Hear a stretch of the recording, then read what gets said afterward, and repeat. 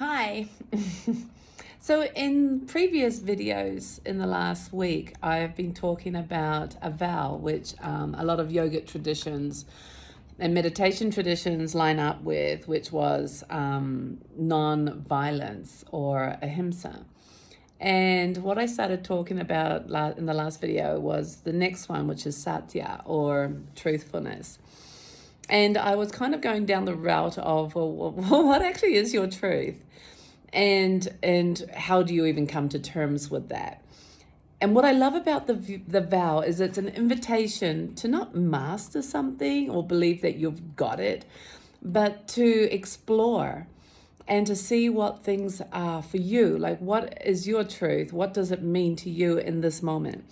And what it meant for you in a moment 10 days ago could be completely different in this moment. So for us not to hold anything as that's it, I've got it, this is what it is.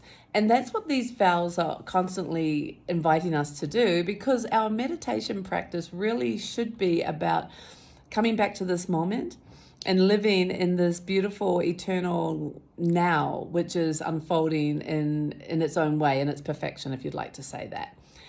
And so then truth becomes actually the opposite of filters. Filters are what we look through, like lenses, how we look through and see our world, how we see ourselves, how we make decisions, what we believe is right and wrong. These filters, if you can think of a camera, or even if you're on your phone doing photos and stuff and Instagram and that, a filter is like a distortion, like a changing of a color, or changing of a shadow, or changing of a warmth in the photo. A filter is actually changing what already is. So when you think of that on ourselves, of our mind, and a filter is actually something that we see through. So here I am, and a filter is my beliefs or my concepts that I'm looking through or believing, and that then colors how I'm seeing reality, how I'm viewing my reality right now. So my reality is colored by the filter of maybe I'm not good enough, or colored by the filter, nobody likes me and I have to try harder, I'm always abandoned. Colored by the filter, I'm better than all of you. I don't know. So these are the filters that are dictating to us how we act in life. So when we start to see who we are and how we are, who we're being, and then we start to see filters and how we're actually operating because of these ideas and concepts, what we believe as truth starts to change.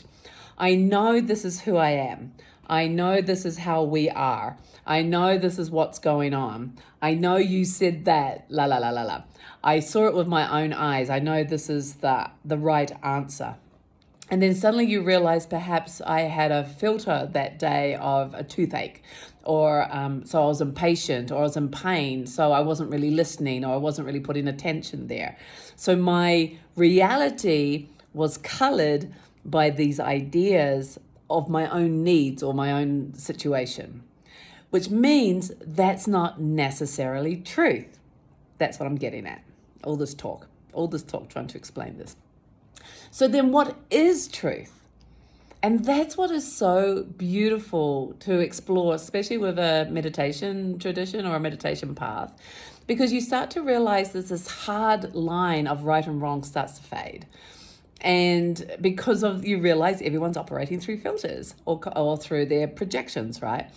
And so it's not easy to actually say, this is the way, this is how it is, this is it. It's not easy to say that. And then when you realize that other people are operating through their own filters and beliefs and stuff, then you start to have a bit more of a compassionate view, to realize that even their right and wrong and opinions can be flexible. Meaning that, they might have said that yesterday, but you can't hold them to it, because tomorrow they might mean something else. And they're allowed to change their mind just like you are. So what is the truth? It comes back to, some people who really need that security, they'll find that maybe it's a little bit hard to grasp this flexibility.